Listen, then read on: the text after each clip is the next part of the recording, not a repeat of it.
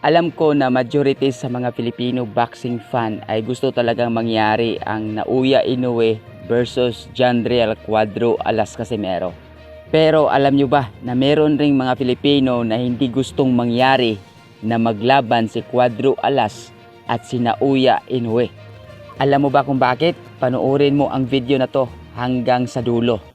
Yo! Cuadro Alas 3-time world champion ng angas ng Pinas, Batang Ormoc, Jandriel Casimero. Guys, kung bago lang kayo sa YouTube channel na to, Uyod Boxing Fanatics, so ano pa hinintay nyo? Mag-subscribe na! Let's go!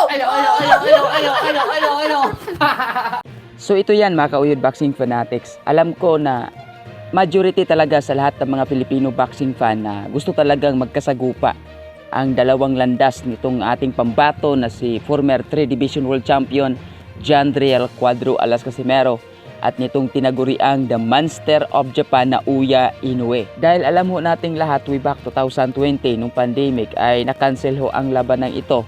Ngunit hanggang ngayon hindi pa rin nawala yung karisma, yung hangad ng mga tao na mangyari ang Naoya Inoue versus Jandriel Casimero. At kung mangyari man na magsagupa ang dalawang landas ni Cuadro Alas Casimero at itong The Monster of Japan Naoya Inoue, malaki ang tiwala ko dito sa ating pambato na si Cuadro Alas Casimero na maipanalo niya ang laban na ito. Dahil hindi lang ho ako na boxing vlogger ang nagsasabi nito, kundi hindi itong former 2 Division World Champion Jerry Peñalosa at itong Coach Nonay Neri, no? Na bukod kay Cuadro Alas Casimero ay wala na hong ibang makakatalo dito sa tinaguriang The Monster of Japan Naoya Inoue. At ito rin ang katotohanan na meron ring mga Filipino boxing fan na hindi gustong mangyari ang Naoya Inoue versus Jandriel Cuadro Alas Casimero. Alam nyo ba kung bakit? Ito ho ang dahilan. Kung mangyari kasi ang Casimero at Naoya Inoue, alam nila na may panalo talaga si Cuadro Alas. At kung manalo si Cuadro Alas, ay mapapahiya ho sila dahil sa mga sinasabi nila na si Cuadro Alas ay nasa kangkungan na, si Cuadro Alas ay wala ng pag-asa kay Naoya Inoue dahil matanda na, wala ng pag-asa dahil si Cuadro Alas Casimero, yung trainer niya si Jason Casimero, hindi ho profesional, hindi magaling. Yun ho, no? Kaya mapapahiya sila sa mga sinasabi nila. At yung iba naman na nagsasabi nito ay kilala ho ng mga vlogger dito sa Pilipinas. At alam ko yung iba dito, alam na kung sino itong mga tao na to, di ba? Kiniklaim nga nila na sila yung pinakauna at pinakamagaling na boxing vlogger sa Pilipinas, di ba? So yan talaga ang katotohanan. Subalit ayaw lang nilang sabihin talaga ng diretso, di ba? Dahil magagalit yung mga Filipino boxing fan na gusto talaga at hangad na mangyari ang Cuadro Alas Casimero.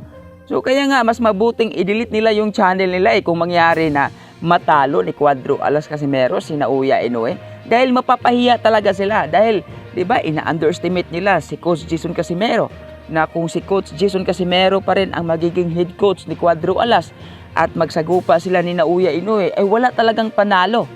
Ngunit ako malaki ang tiwala ko na mananalo talaga si Cuadro Alas Casimero kontra dito sa tinaguriang The Monster of Japan Naoya Inoue.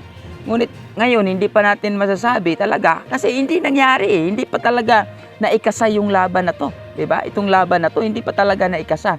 Kaya nga marami ang mga tao na gusto talagang pilit na pigilan, hadlangan ang laban na ito dahil lalong-lalo na yung iba, no, na talagang hangad nila na ibagsak yung karir ni Cuadro Alas Casimero at pupulutin na talaga sa kangkungan.